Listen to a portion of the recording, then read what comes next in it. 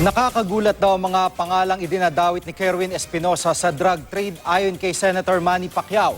Matatandang nagpunta noon sa Camp Crame si Senator Pacquiao nang dalhin doon si Kerwin.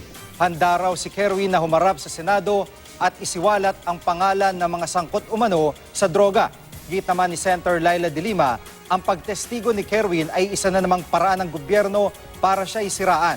Babala niya sa nakababatang Espinosa, huwag isiping maliligtas ang kanyang buhay kapag nakipagtulungan sa gobyerno.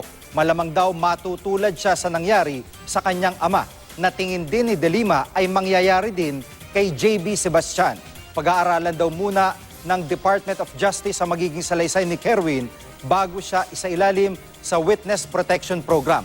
Payo ni Justice Secretary Vitaliano Aguirre II, mananatili muna sa UAE ang pamilya ni Kerwin para na rin sa kanilang seguridad. Sabi naman ni DILG Secretary Ismael Sueno, beberipikahin pa nila ang mga tinukoy ni Kerwin na sangkot daw sa drug trade.